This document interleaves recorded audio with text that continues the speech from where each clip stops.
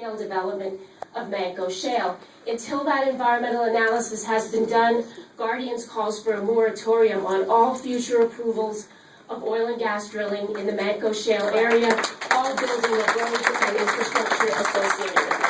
Thank you. Thank you, Ms. Brown. After Anna, we'll have Chad Gilbert. Chad? Good evening. My name is Joan Brown. I'm a Franciscan sister, and I am the Executive Director of New Mexico Interfaith Power and Light. Our ask is to have a moratorium on any more oil and gas leases and to stop the pipelines. I think we have enough of oil and gas in the state already. This map, I know it's difficult to see, but in this corner right here and here, all the black spots that you see, that's all the oil and gas wells we already have in the state. The cumulative effect of these is very large. And then up here in this area here, we also have the coal-fired power plants. So the recent NASA picture that showed the huge methane cloud in that part of the state is quite concerned for the people of interfaith power and light and religious traditions. So we have enough, we need to take this cumulatively. A story. I'm from a farm in Kansas. My brothers are farmers and ranchers. Last summer, we had an oil pipeline incident. And they do not have a pipeline on their property, but we have to deal with it. They did not disclose what was in the oil. It spewed over our farm. They right away wanted to buy us off and just replace the siding on our farmhouse. My brothers and several other neighbors had to find lawyers. We are still dealing with this issue. There is not transparency, there is not disclosure, and they do not have the citizens at heart. Now, I would not have had such strong feelings about this had this not happened on my own farm and ranch, but it has, and it's caused a great deal of turmoil and difficulty. So I just put that out there as a case study.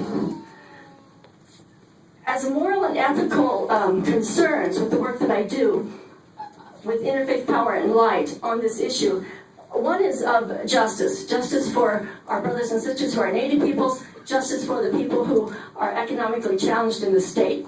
We keep saying we need jobs. We need these jobs in the oil and gas industry.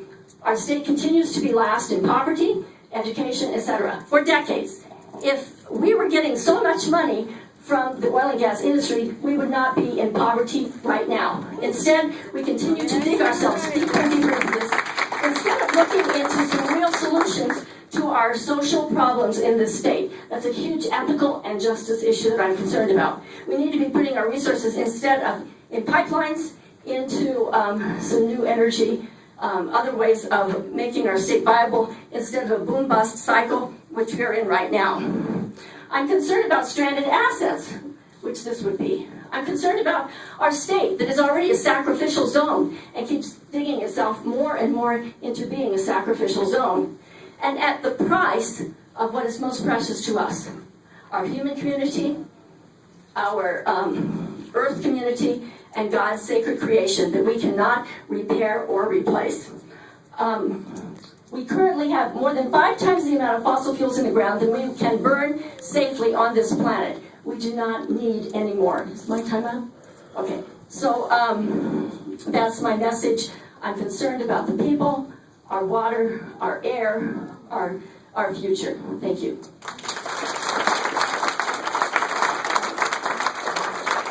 I do apologize, Chad. I skipped Anna. Anna, please come on up. Chad will be after Anna. Thank you.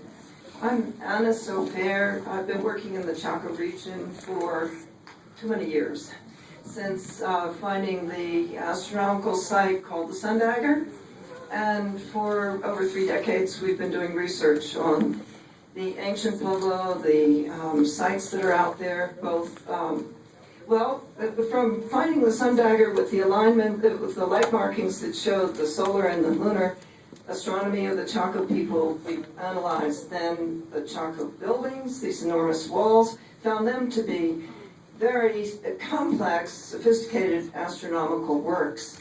And from there, we began to look at the ancient Chaco roads and found the Great North Road, 35 miles north out of Chaco, going into a steep ravine Coots Canyon with a ceremonial set of pots dropped along the stairway. That was the beginning of telling us that the Chaco so-called roads are not roads, but are avenues of sacred significance to Pueblo people, ancient ancestral people of that region, to Navajo people. And we're in the process of making a film about the entire Chaco world. And immediately what comes to the fore is that Chaco was integrated. Chaco was integrated with land and sky, geography, topography. It was one huge world. And the roads especially express that. It's not a single site, it's not a great house here, a shrine there, it's the entire set of relationships. So, where are we now? We're in what people call segmentation.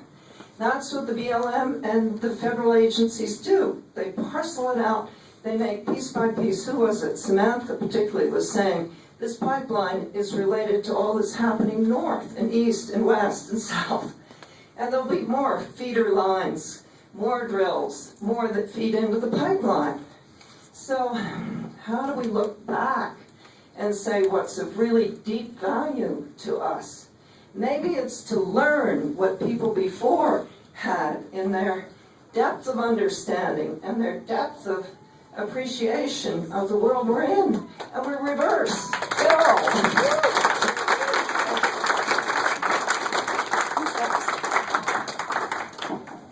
After Chad, we'll hear from Barbara Ox. Barbara? Fix.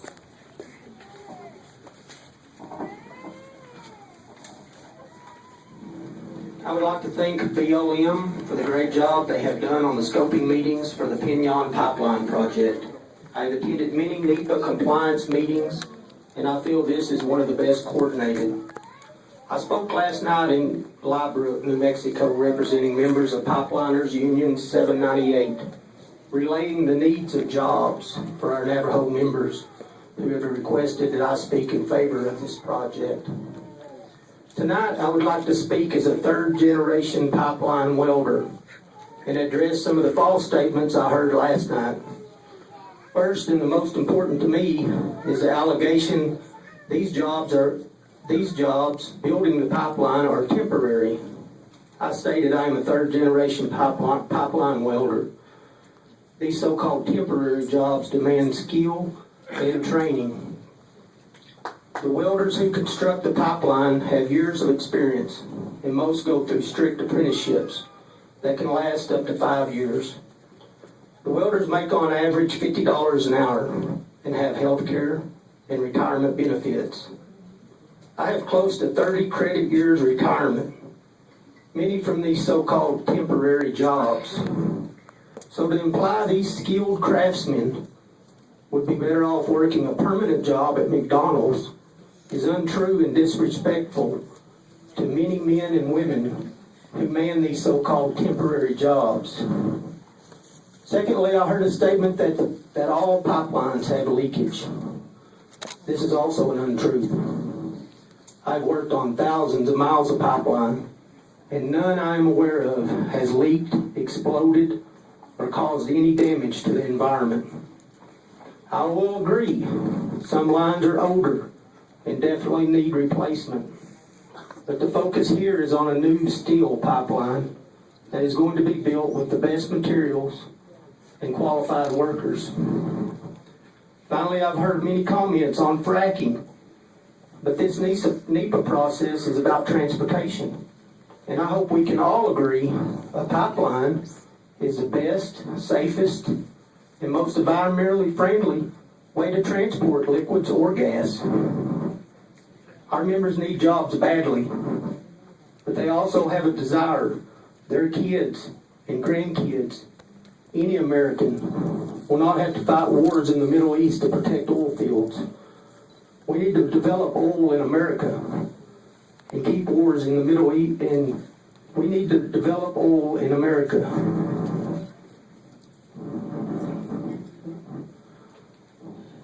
We need to develop oil in America, America, and keep the jobs and the wealth in our country, not the Middle East. I also understand some want us to be off fossil fuels and go strictly green, but this is not feasible. If you turn off the valve today, gas prices will rise drastically and will adversely affect many. I agree, green energy is necessary, but a balance has to be maintained. We need oil, we need well-built pipelines, and we need to do the work in America so we prosper and remain strong. This project can help assure that. We respectfully ask BLM to not delay the process so our members can do the work they so desperately need. Thank you. Thank you, Mr. Gilbert. After Barbara, we'll hear from James Ferris. James? Okay, thank you. Thanks. My name is Barbara Fix. I'm president of the Native Plant Society of New Mexico. We have over 700 members and 8 chapters, 6 in New Mexico, including the Farmington area, our San Juan chapter, which goes up into Colorado. We also have an El Paso chapter, which seceded from the Native Plant Society of Texas and joined us. We have submitted a letter to the BLM, and our concern is concerning 2 state-listed endangered species, the black hardwall cactus and also the Aztec gilia. What is desperately needed are very thorough surveys done at appropriate times, namely when these plants are in bloom so they can be found. And we need surveys to determine where they are.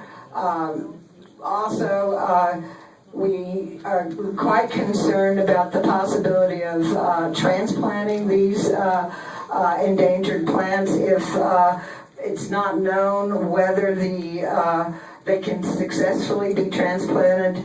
The whole botanical effect of this needs to be determined in a scientific and careful manner.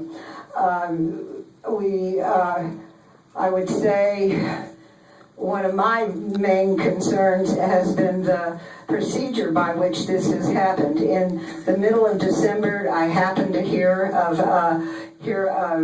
see a newspaper report in the New Mexican about this pipeline. Our organization was not notified. I don't know what other organizations, state officials, state botanists, were they informed? Apparently not. The letter announcing this was dated November 17th, but it wasn't published until December 1st. It announced a scoping meeting December 4th, just a few days later. Our board unanimously approved this letter, which I will also submit. And so we had to take a vote from people who were all over the region, and we were able to get it in before the December 30th deadline. I think BLM should be commended for recognizing their mistake in their imperfect and very poor procedure, not notifying interested organizations or people, and therefore rectifying their mistake by holding this meeting and by giving the public an opportunity to truly participate, though the indefiniteness of this does cause me great concern. But anyhow, I hope that BLM will also recognize they need to start all over again. Thank you. Next, we're going to hear from Ronald Dans. Ronald? Ronald's still here? After Ronald, we have Jeff Green. It's me. Chad? Okay. After Jeff, we'll hear from Matthew Sandoval. My name is Jeff Green. I'm with Clear Air Media. We've been filming and live streaming these meetings and other relevant meetings going on right now in Santa Fe for climate and energy policy. We were in Liebrook last night. There's many very important substantive concerns here, but I want to speak to the process, which so far has been filled with racism. There was no public comments allowed at the first meeting in Farmington 2 nights ago. Last night, the lights went out in Liebrook. There was no apology or explanation for making people speak for about an hour in the dark. There was no recorder last night, so we don't even know if those comments are officially noted and recorded. We have video, which we'll be happy to provide to the BLM, but they'll have their own video to make sure those comments are transcribed, and if they don't do it, we'll transcribe it ourselves.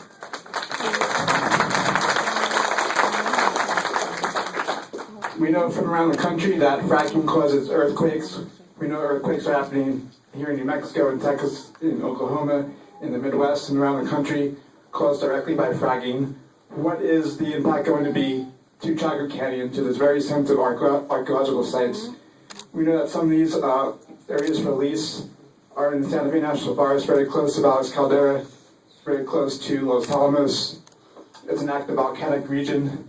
What is the impact of fracking on that area to the potentially very sensitive nuclear repositories that could be devastated if there was a serious earthquake caused by fracking? Is that part of the study? There needs to be an environmental impact statement. There needs to be more hearings held in every chapter of Navajo Nation in the area. The process so far just has not been sufficient. There's not adequate communication being done, particularly on Navajo Nation. These meetings should not be held in the middle of winter when travel is very difficult. We had a winter storm this week that obstructed people's travel to Farmington and to Liebrook yesterday. And so this process needs to be extended. It seems like it's being pushed through in the middle of winter, and fortunately people are awake, as we can see today, and we're not going to let that happen. Thank you.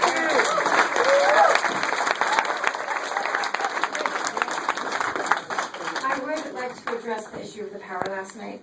No one was as unhappy about the power going out than those of us who worked really hard to set up these meetings. That was certainly not a deliberate thing. And it came back on, it was a power grid issue, and it wasn't a deliberate thing at all, I can assure you. Our next speaker is Matthew Sandoval. After Matthew, we'll hear from Dominique. I'll pass my turn. Okay, after Matthew, we will hear from Anna Catherine. Hello, my name is Matthew Sandoval, and I live out there on the reservation, and 14 years pipeline union member, and I live like 5 miles where this line's gonna lay, and I got a lot of cousins, nephews, brothers, and everybody that lives nearby, and I had to talk with them and all, and they want that line to go by because they do need to work.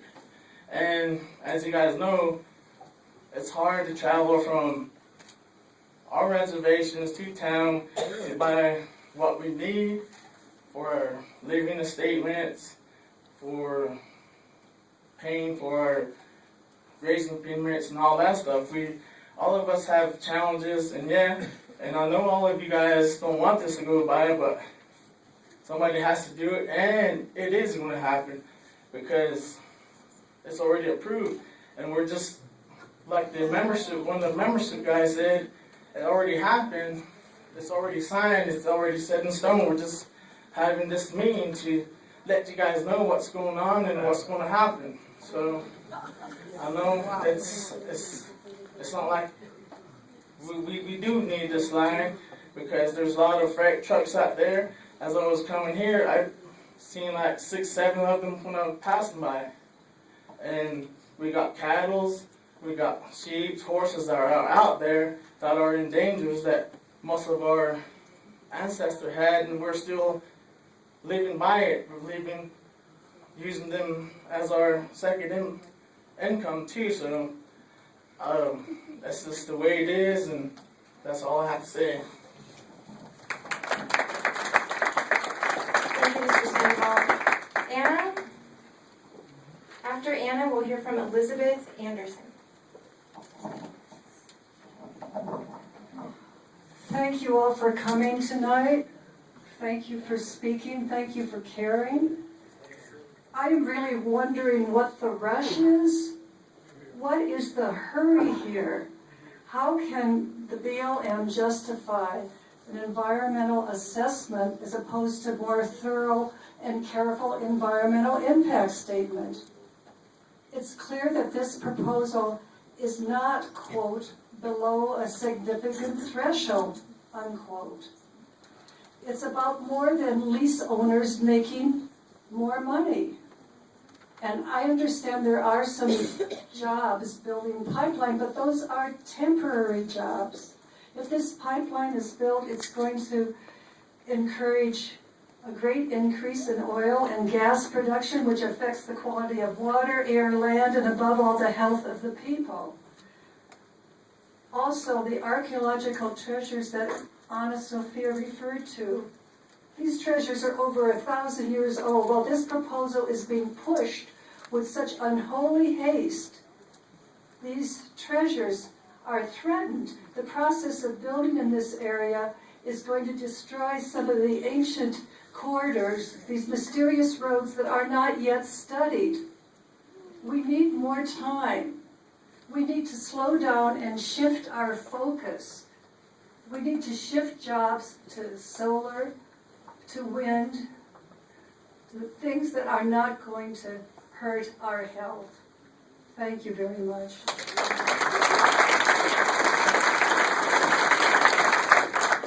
Thank you. Elizabeth Anderson.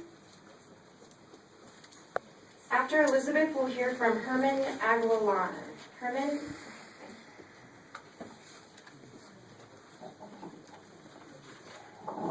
Hello, I agree. I would like to thank you all for coming out and being so passionate about this issue. It is very important to all of us here in the state of New Mexico. And the thing that is very important to remember is that this isn't just New Mexico. This is public land we're talking about. Everyone across the country has a say in how this is managed. So I encourage all of you to encourage all of your friends and family to comment on this, no matter where they live.